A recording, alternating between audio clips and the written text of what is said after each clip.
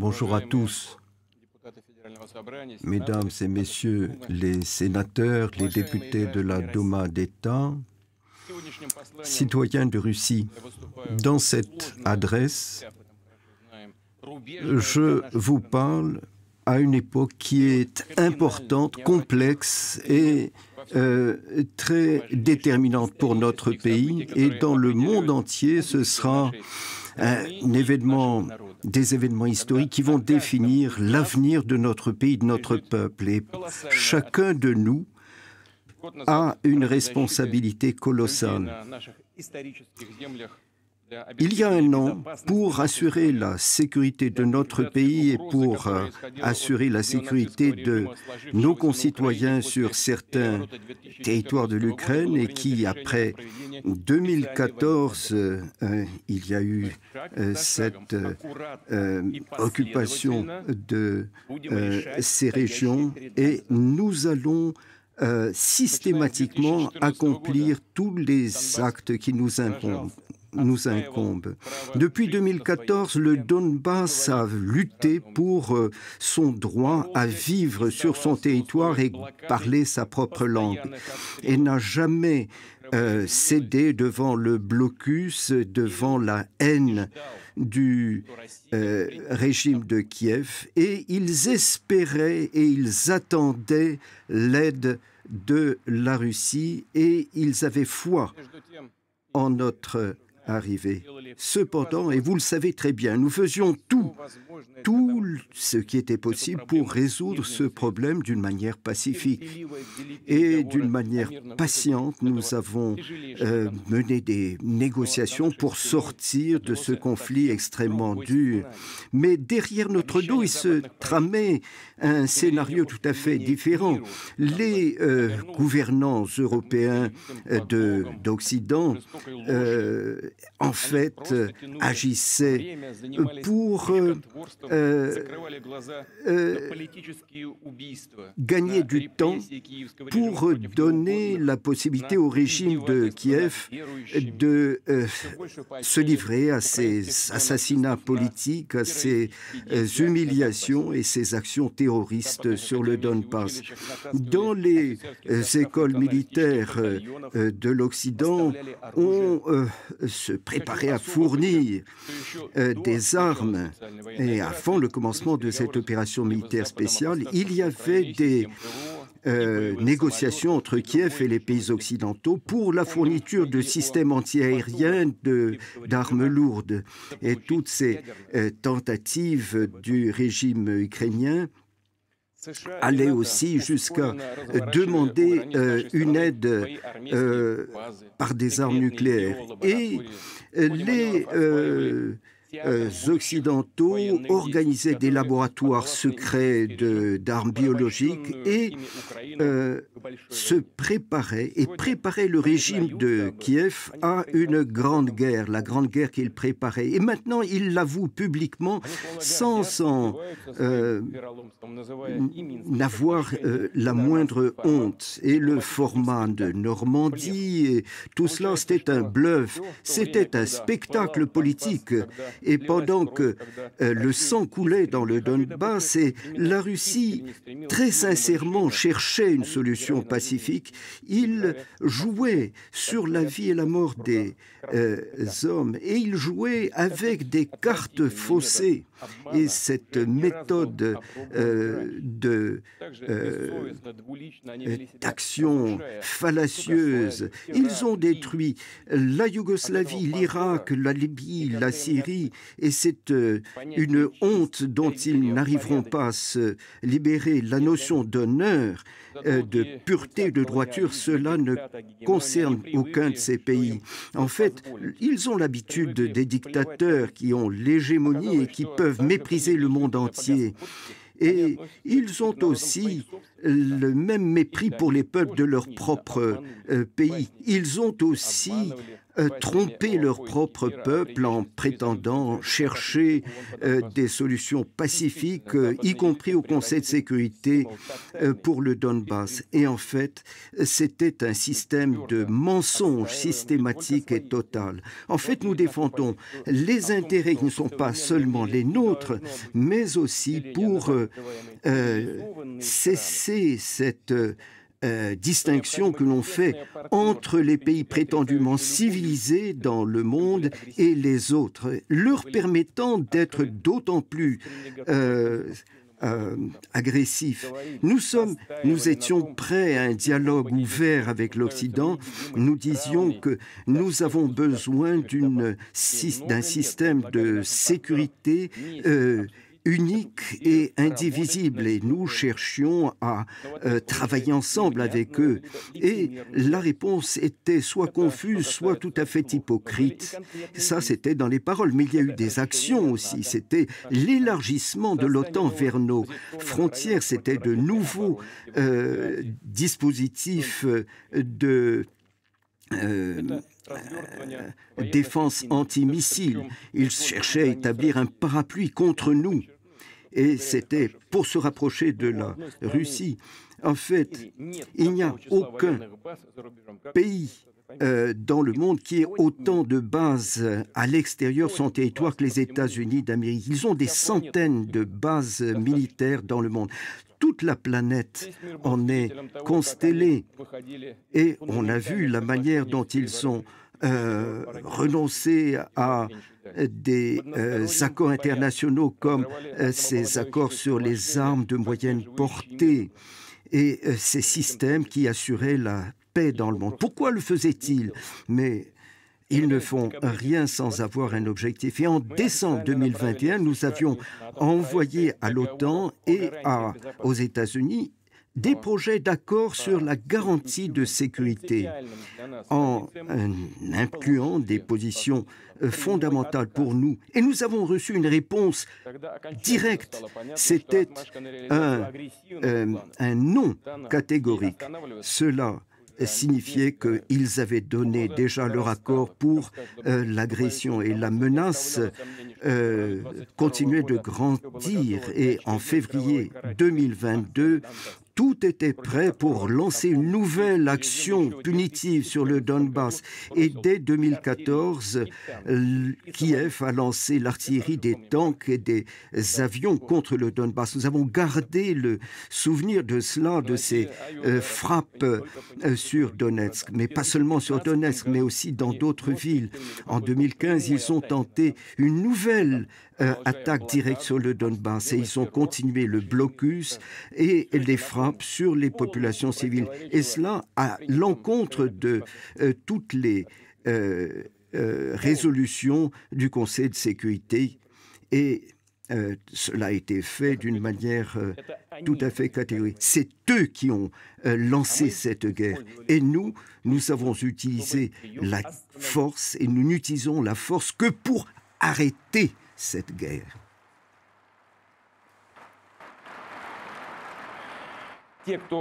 Ceux qui avaient envisagé une nouvelle attaque sur Donetsk, sur le Donbass et sur Lugansk, ils comprenaient que la suite, c'était une attaque sur la Crimée et Sébastopol. Nous en étions conscients, et nous savons ces objectifs qui sont dits tout à fait ouvertement par Kiev. Nous le savons très bien. Nous défendons la vie des hommes, nous défendons la vie de nos hommes. Et l'Occident a dépensé déjà plus de 150 milliards de dollars pour le soutien à l'Ukraine et à Kiev. Et en 2021, il n'y a que 60 milliards de dollars qui ont été versés pour apporter un soutien aux pays les plus démunis. Donc, on comprend bien, 150 milliards contre 60. Et il s'agissait que ces pays qui recevaient cette aide, ils devaient se soumettre entièrement aux volontés. Et ces flux d'argent pour la guerre ne s'arrêtent pas. Et on cherche à fomenter des troubles dans différents pays du monde. Lors d'une conférence récente à Munich, il y a eu des attaques contre la Russie. On avait l'impression que cette conférence n'avait été réunie que pour faire oublier tout ce que le prétendu Occident a lancé au cours des dernières années. Des régions entières ont été lancées dans le chaos.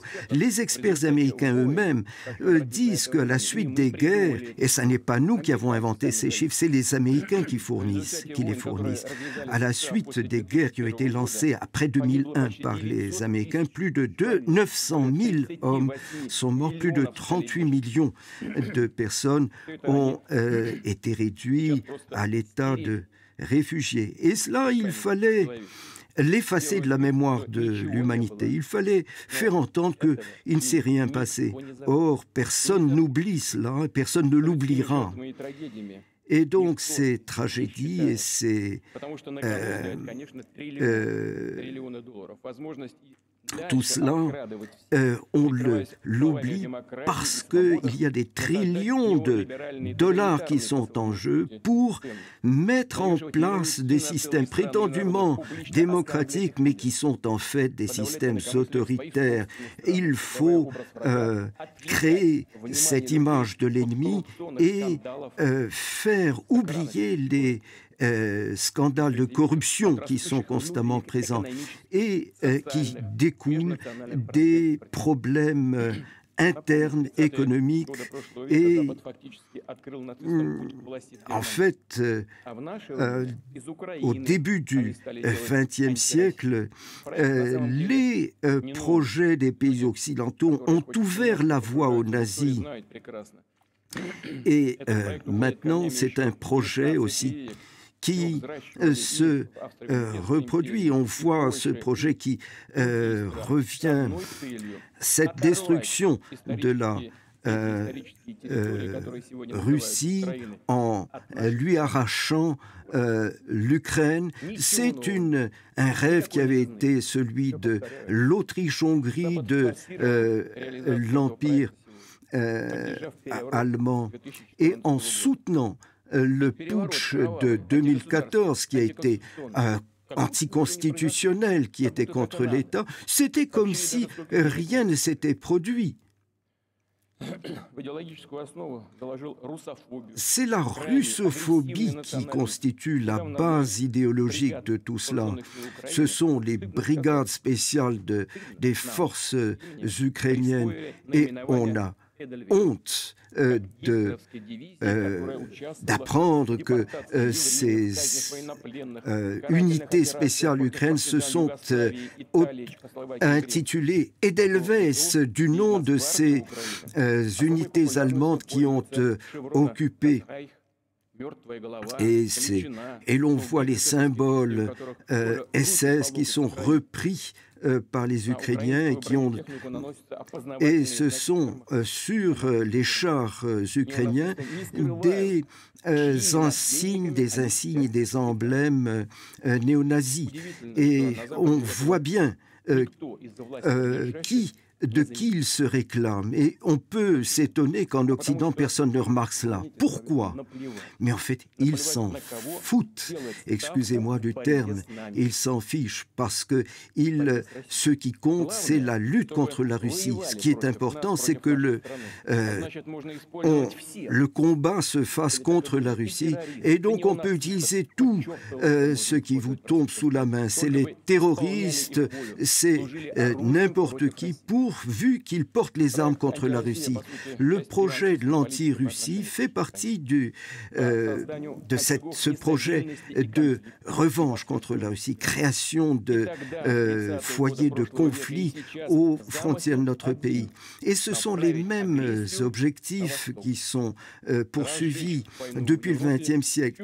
C'est orienter l'action contre la Russie, contre l'Est. Nous ne faisons pas la guerre au peuple ukrainien. Nous savons que ce peuple a été l'otage du régime de Kiev et de ses patrons occidentaux qui ont en fait occupé politiquement, militairement et économiquement ce pays. Ils ont détruit l'industrie ukrainienne, ils ont pillé les ressources naturelles et ils ont assuré une dégradation sociale et une augmentation des inégalités. Et là, il n'est pas difficile d'avoir de la matière première pour lancer des actions militaires. Et ces gens ont été préparés à devenir de la chair à canon. C'est triste à dire, mais c'est un fait. La responsabilité de ce conflit ukrainien, de cette escalade, cette responsabilité, c'est celle des élites occidentales et du régime de Kiev, qui est étranger au peuple ukrainien. En fait, ce régime ne sert pas les intérêts de son peuple, mais des pays tiers, qui utilisent l'Ukraine comme un boutoir, comme un bélier contre la Russie. Je ne vais pas vous parler des intentions qu'ils ont de lancer de nouvelles offensives, mais il y a une chose qui doit être certaine pour tous. Plus les armes à longue portée occidentale seront livrées à l'Ukraine, plus loin il faut que nous repoussions cette menace de nos frontières. Les élites de l'Occident ne dissimulent pas leurs objectifs. Ils veulent obtenir une défaite stratégique de la Russie. Qu'est-ce que cela signifie? Cela signifie mettre un terme à la Russie une fois pour toutes. Que ce conflit local soit mis en phase avec cet affrontement mondial. C'est la manière dont nous comprenons les choses et nous allons réagir à cela de la manière qui convient, parce qu'il s'agit là de l'existence même de notre pays. Ils ne peuvent pas ne pas se rendre compte du fait qu'il est impossible de vaincre la Russie sur le terrain militaire. Voilà pourquoi ils multiplient les attaques dans le champ des médias, dans le champ de l'information. Ils s'attaquent aux jeunes. Et là, encore une fois, et constamment, ils pervertissent les faits historiques et continuent leurs attaques sur notre histoire, sur l'Église orthodoxe russe. Qu'est-ce qu'ils font avec leur propre peuple? La destruction de la famille, de l'identité culturelle et nationale. La pédophilie devient la norme dans leur vie. Et les prêtres sont contraints de donner leur bénédiction à des mariages homosexuels. Les adultes ont le droit de vivre comme ils l'entendent et nous avons bien sûr reconnaissance de ce fait. Personne ne cherche à s'immiscer dans la vie privée des êtres, mais il faut leur dire, mais regardez les Écritures saintes, regardez les principes de toutes les religions du monde, tout est dit, y compris le fait que la famille, c'est l'alliance entre un homme et une femme.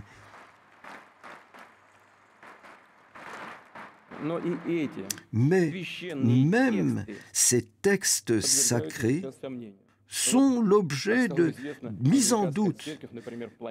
L'Église américaine, nous dit-on, a l'intention de créer l'image d'un Dieu au genre indéterminé. Ils ne savent pas ce qu'ils font. Des millions de gens en Occident sont conscients du fait qu'on les mène vers une catastrophe spirituelle véritable. Et les élites sont en train de sombrer dans la démence. Ils ne se soignent pas. C'est leur affaire. Mais nous devons défendre nos enfants contre cette dégradation et donc contre cette dégénérescence. Il est évident que l'Occident va essayer de d'ébranler notre société, de ils vont faire fond sur des traîtres qui ont ce mépris de leur propre patrie et qui seront prêts à se mettre au service de ceux qui sont prêts à les payer. Et ceux qui ont choisi la trahison et qui ont choisi de lutter contre la sécurité, l'intégrité de notre pays, nous ne ferons jamais comme le régime de Kiev et les élites occidentales qui font cette chasse aux sorcières. Nous n'allons pas chercher à anéantir ceux qui ont fait un pas de côté. C'est à eux de le faire avec leur propre conscience. C'est eux qui auront ce poids sur leur conscience. Mais il faut que le peuple de Russie, les citoyens, soient capables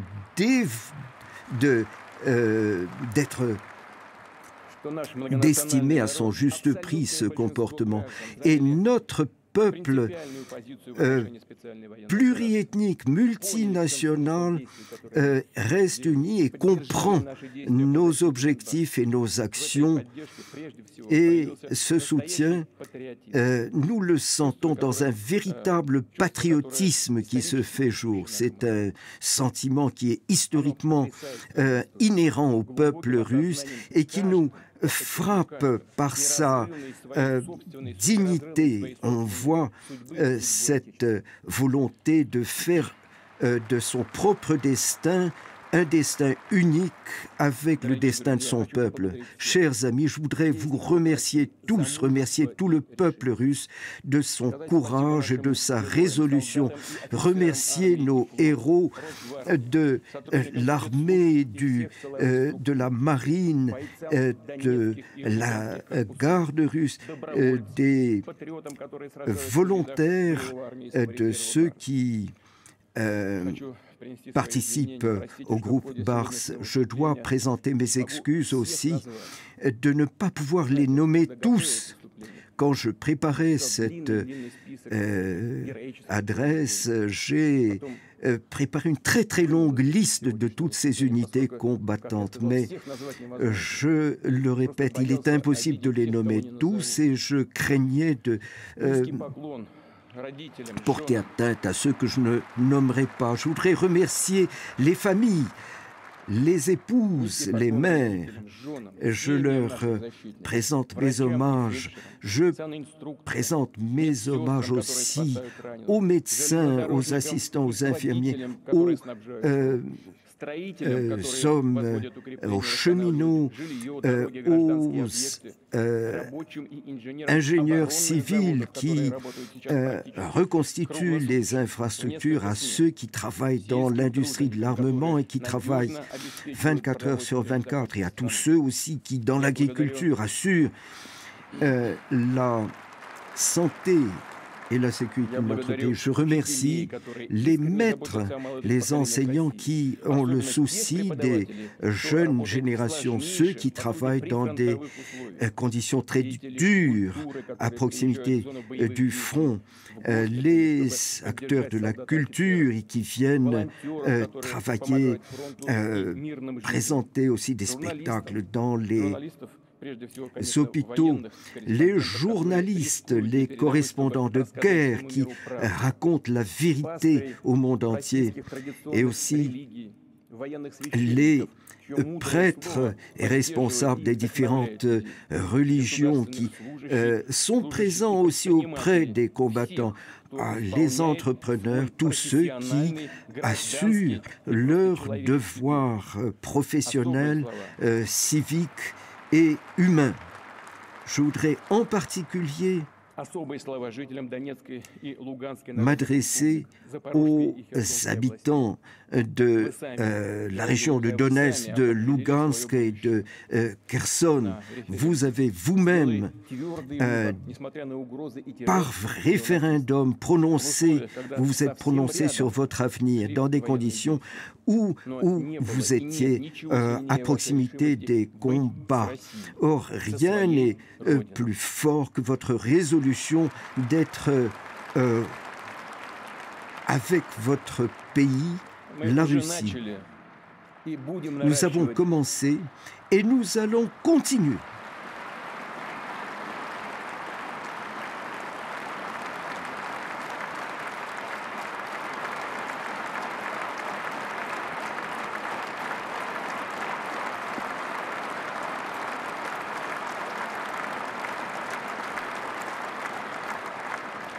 Je veux souligner que cette réaction de la salle adressée aux habitants de Donetsk, Lugansk, de Zaporojie et de Kherson est un hommage. Je m'y joins et nous allons amplifier notre campagne de développement de ces nouveaux sujets de la Fédération. Il faut régénérer les entreprises et les emplois. Les ports de la mer d'Azov qui sont de nouveau des ports de mer intérieure de Russie. Il faudra construire de nouvelles routes comme en Crimée qui a maintenant une liaison fiable par voie de terre avec toutes les régions de la Russie. Nous allons continuer la réalisation de ces plans. Ces régions assurent leur soutien à Donetsk, Lugansk, à Kherson et Zaporojie. Nous sommes maintenant de nouveau ensemble et donc nous sommes devenus encore plus forts et nous ferons tout pour que cette terre qui est la nôtre redevienne une terre de paix, pour que la sécurité des hommes soit assurée. Et pour cela,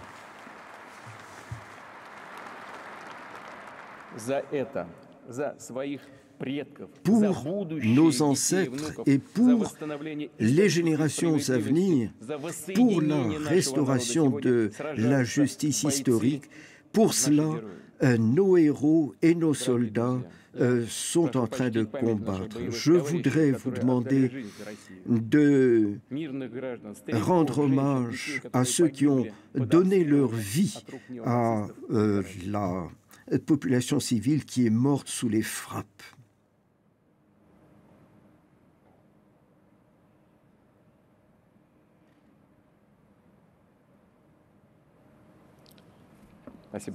Je vous remercie.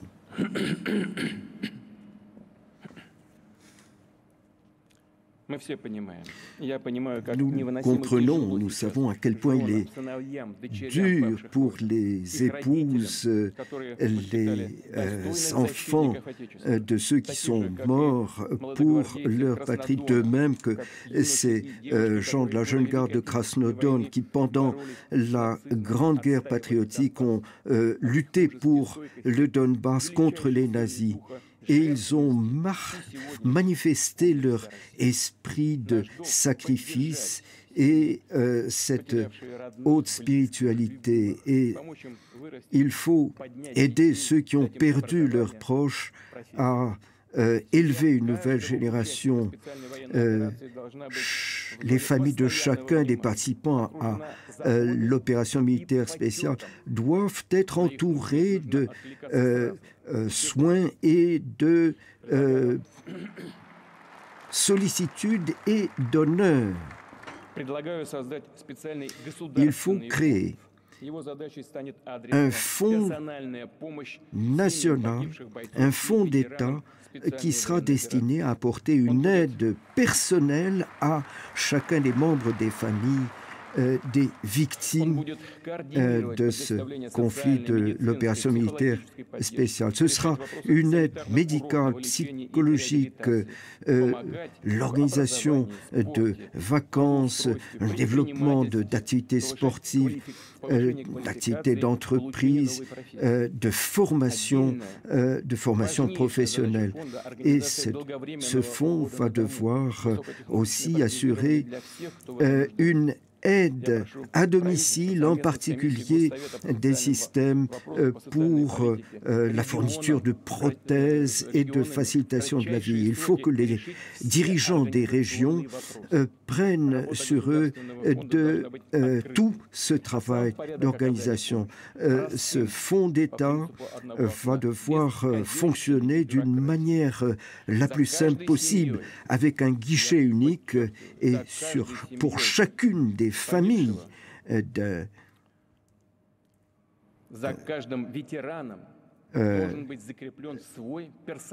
combattant tué et d'un ancien combattant, il faut que chaque famille, que chaque personne soit suivie de manière personnelle. Et il faut que, en temps réel, leurs problèmes soient résolus. Dès cette année, les structures de ce fonds d'État vont être déployées dans toutes les régions de la Fédération de Russie. Il y a déjà une aide pour les anciens combattants de la Grande Guerre et ce fonds va pouvoir également prendre à sa charge ces actions. Et je vais demander aux membres du gouvernement de s'occuper de cela. La création de ce fonds ne diminue en rien les responsabilités des autres entités et autorités. Les régions, les municipalités vont devoir s'intéresser aux anciens combattants, aux militaires. Il faut que les maires des villes et les chefs de région puissent se rendre aussi sur la ligne de front pour apporter leur soutien moral à leurs compatriotes. Maintenant, ce sont les gens du contingent, les mobilisés, les appelés, et les questions d'avitaillement, d'assurance de leurs besoins. Je comprends, d'après les nombreux appels qui me parviennent, que ces demandes ne sont pas satisfaites et tout le monde le comprend. L'opération militaire spéciale entraîne des charges extrêmement lourdes pour chacun. Il faut que mobiliser tous les militaires, tous les participants à l'opération militaire spéciale, de même les volontaires, puissent avoir une période de repos de 14 jours minimum, pas tous les 6 mois, de façon à ce que chaque militaire puisse revenir dans ses foyers pendant quelques jours. Chers collègues, nous avons un plan de reconstitution et d'évolution des forces armées 2021-2025. C'est un plan qui est actuellement en cours de révision et pour renforcer l'armée et la marine, pour développer les forces armées, il faut se baser sur l'expérience militaire réelle acquise au cours de l'opération militaire spéciale. C'est une expérience qui est extrêmement importante. Pour ce qui est de l'équipement de nos forces nucléaires, nous avons un état de préparation de 91% et il faut que nous arrivions à un niveau de préparation aussi important dans toutes les composantes de nos forces militaires. Les officiers et sous-officiers qui ont montré leur capacité à commander, ils sont très, très nombreux. Ils seront en priorité promus et envoyés pour subir une formation complémentaire. Ils seront aussi nécessaires dans le domaine civil, dans tous les organes de décision. C'est très important. Il faut que ces hommes puissent comprendre que leur pays est capable d'estimer leur expérience à sa juste valeur. Il faut améliorer la qualité de nos forces armées. Et nous avons des moyens techniques de très bonne qualité. Ils sont bien supérieurs pour certains à leurs équivalents étrangers. Il faut développer la production en masse de ces moyens, de ces armes. Et cela, il faut que nous le fassions sur la base de nos connaissances, de nos moyens scientifiques et techniques. Et il y aura un développement de commandes militaires. Les bureaux d'études de nos industries d'armement font appel à des jeunes talentueux qui sont fidèles aux traditions de nos ingénieurs des armes russes, faire tout pour la victoire. Nous allons renforcer les garanties pour les collectifs de travailleurs. Ce seront les salaires et les conditions. Il faut qu'ils aient la possibilité, pour les industries de l'armement, de trouver des logements à des prix qui vont être subventionnés par le gouvernement pour une partie importante. Nous avons discuté de cela avec le gouvernement. Il faut que tout ce programme soit développé dans ses moindres détails de façon à ce que ces logements subventionnés soient développés dans nos villes de centres de l'industrie, de l'armement et d'instituts de développement des armes. Ce n'est pas une action militaire d'information qui est lancée contre nous par l'Occident. Et c'est sur le front économique qu'ils ont cherché à nous attaquer, mais ils n'ont rien réussi à obtenir. Je dirais même plus, les initiateurs de ces sanctions se punissent eux-mêmes. Cela entraîne l'inflation dans ces pays, la fermeture d'entreprises, une crise énergétique, et à leur peuple, ils disent « c'est la faute des Russes ». Quels moyens ont été utilisés dans cette agression? On a essayé de couper les liens avec les entreprises russes, couper les liens d'information, leur empêcher nos entreprises de leurs clients. Et aussi, il y a eu ce qu'il faut appeler un vol de nos réserves en devises.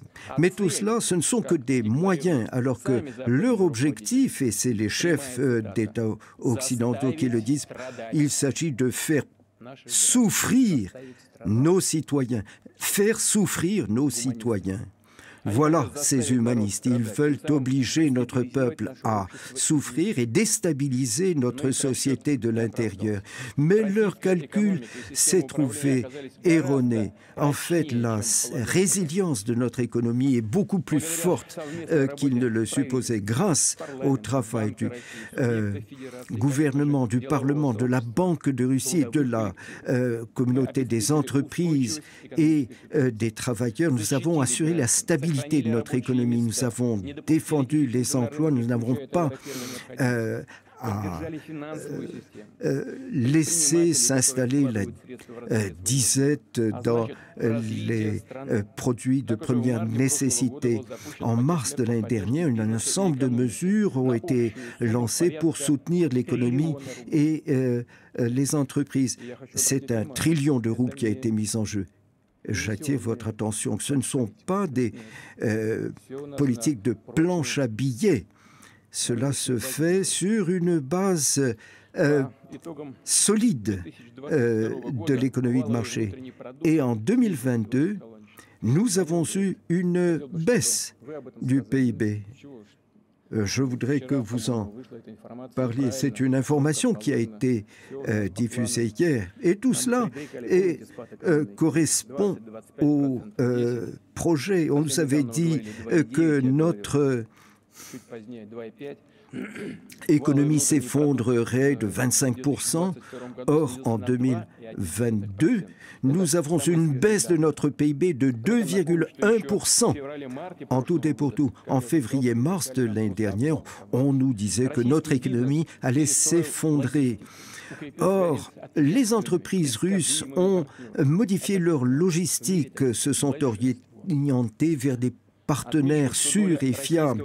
Et dans le monde, ils sont la majorité. Par rapport au décembre 2021, nous avons des réserves qui ont augmenté.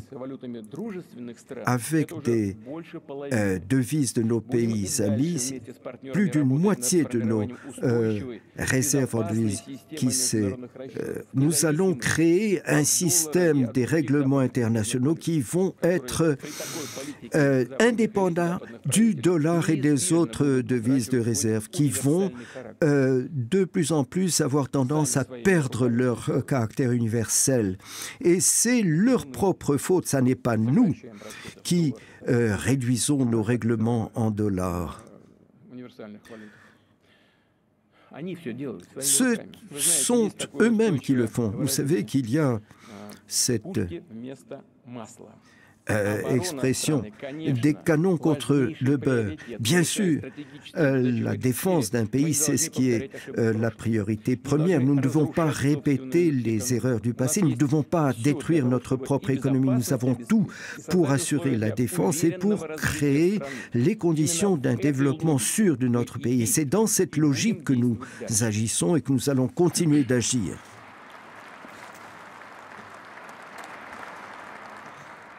Et un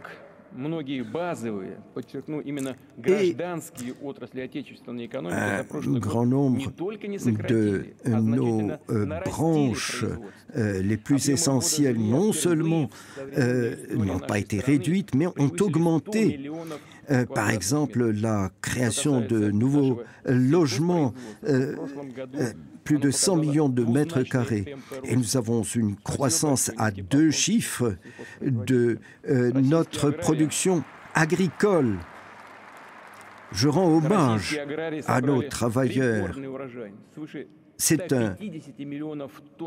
une récolte record, 150 millions de tonnes de céréales, dont plus de 100 millions de tonnes de blé.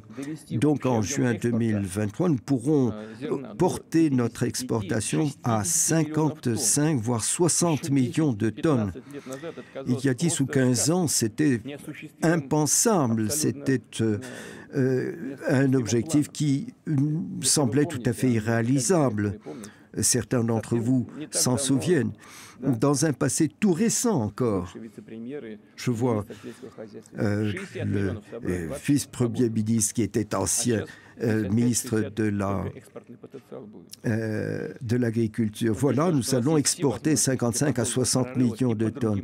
Et nous avons la possibilité de faire des percées similaires dans d'autres domaines. Nous n'avons pas perdu d'emploi. Nous avons une baisse du chômage.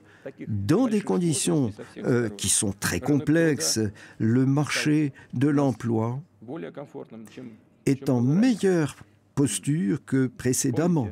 Vous vous en souvenez? Avant la pandémie, nous avions 4,7% de chômage. Et là, nous avons 3,7% seulement. C'est bien 3,7%, n'est-ce pas? C'est un minimum historique. Je le dirais, l'économie de la Russie a surmonté les risques qui étaient survenus. Bien sûr, ces risques ne pouvaient pas être calculés à l'avance. Il a fallu réagir sur le coup. Les décisions ont été prises d'une manière extrêmement spontanée et rapide. Et l'initiative privée a joué un rôle très important. Les petites et moyennes entreprises. Nous avons évité le glissement vers une économie plus étatisée. Et nous avons constaté une croissance de l'économie dès le troisième trimestre. Nous avons un nouveau cycle de croissance. Et la structure, ce modèle de croissance est nouveau. Ce sont les marchés mondiaux qui sont moteurs. De même, le marché intérieur et aussi la production de produits à haute valeur ajoutée. Cela permet de développer le potentiel de récit dans tous les domaines. On voit une forte croissance de la demande intérieure. Je pense que nos entreprises utiliseront cette possibilité pour développer la production la plus demandée et développer justement cette production dans des niches qui ont été libérées par les entreprises occidentales au début de l'année. Et là, on commence à voir se dessiner l'ensemble du tableau. On voit les problèmes structurels de logistique, de technologie, de finances et de personnel, de ressources humaines. Nous savions qu'il y a des besoins de transformation fondamentale dans notre économie. C'est une nécessité vitale maintenant et cela change la situation. Et c'est une évolution positive, nous le voyons. Nous savons ce qu'il faut faire pour assurer un développement sûr, pour assurer un développement indépendant de toute menace ou influence extérieure, avec une garantie de la défense des intérêts de notre État. En fait, notre travail a pour objectif non seulement de s'adapter aux situations actuelles, mais il faut amener notre économie à un nouveau régime de fonctionnement. Tout change très rapidement. Ça n'est pas un temps de défi, mais ce sont de nouvelles possibilités qui s'ouvrent devant nous. Et c'est vraiment le cas aujourd'hui. Et c'est à nous d'en tirer le meilleur profit. Et de cela dépend notre vie à venir. Il faut éliminer les formalités, les non-dits et tout ce qui entrave la bonne collaboration entre toutes les entités, toutes les infrastructures. Il faut bien lancer les entreprises, en particulier les entreprises de petites et des entreprises familiales, des kilomètres de nouvelles routes. Ce sont des victoires, de nouvelles écoles et jardins d'enfants construits. Ce sont des victoires qui sont des éléments à mettre au pot commun de la victoire commune.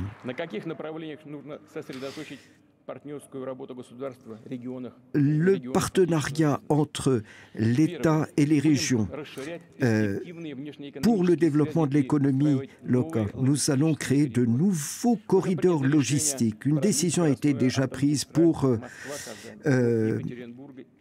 prolonger l'autoroute Moscou-Kazan jusqu'à Kazan, Tcheliabinsk, jusqu'à Irkoutsk et Vladivostok, avec des branches qui iront vers Vladivostok et la Chine. Cela permettra de développer nos marchés avec l'Asie du Sud-Est. Nous allons développer les ports de la mer Noire et de la mer d'Azov.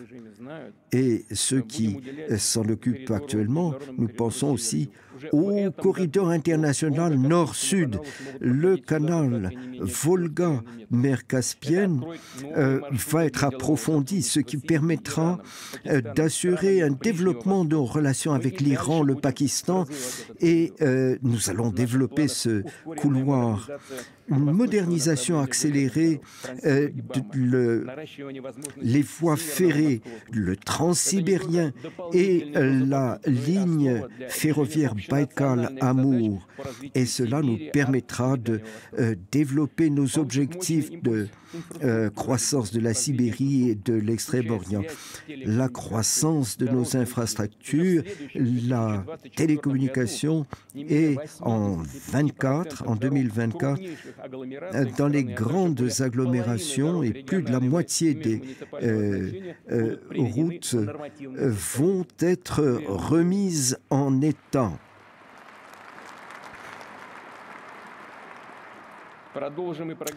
Nous allons développer le programme d'acheminement du gaz gratuit. La gazéification sera développée et cela d'une manière constante. Les citoyens vont pouvoir toujours faire des demandes de raccordement au gaz. À partir de cette année, nous lançons un grand programme de restauration des programmes du logement. Il y aura 4,5 trillions de roubles qui seront consacrés dans les années qui viennent. Vous savez à quel point cela est important parce que c'est un domaine qui a été laissé à l'abandon. Il faut que ce programme puisse être lancé très rapidement et il faut qu'il soit financé de manière stable. Il faut développer également les possibilités technologiques de l'économie russe. Et il faut développer aussi les hypothèques industrielles. Et il faut que l'on puisse développer ces crédits aux entreprises non seulement existantes, mais pour la création de nouvelles entreprises. Et ce sera une somme qui pourra atteindre jusqu'à 500 millions de roubles. Ça sera 3 à 5% sur un temps de remboursement de 7 ans. C'est un programme qui sera intéressant et il faudra le mettre en jeu. À partir de cette année, il y aura ces nouveaux clusters industriels où les entreprises résidentes vont avoir une facilitation administrative et ils auront la possibilité de bénéficier de commandes d'État à long terme et des subventions. En 2030, nous aurons donc pour plus de 10 trillions de roubles la réalisation de projets qui sont particulièrement demandés. Et dans ces premières années, ce sera 2 trillions. Ce ne sont pas des pronostics, mais ce sont des projets qui sont déjà clairement en instance. Des mesures de soutien, y compris fiscales, doivent être entreprises. Bien sûr, je sais que le ministère des Finances n'est pas en faveur de mesures d'assistance fiscale, mais cela, ils sont conscients que c'est particulièrement nécessaire. À partir de 2023 aussi, les entreprises russes pourront réduire leurs impôts sur les bénéfices s'ils promeuvent des projets d'intelligence artificielle et pour chaque rouble investi dans l'achat de ce type de production, de nouvelles productions à haute technologie et d'intelligence, eh bien, pour l'achat de matériel à haute technologie de Russie, eh bien, pour chaque rouble dépensé, il y aura 1,5 rouble apporté par l'État. Troisième point. Une question très importante. Oui, c'est une bonne décision qui permettra d'activiser l'économie. Pour assurer la croissance, c'est les nouvelles sources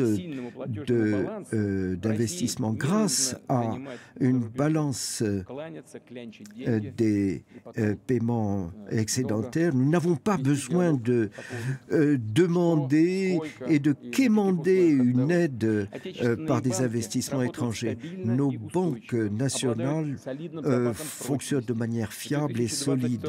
En 2022, le volume les encours de crédit ont augmenté.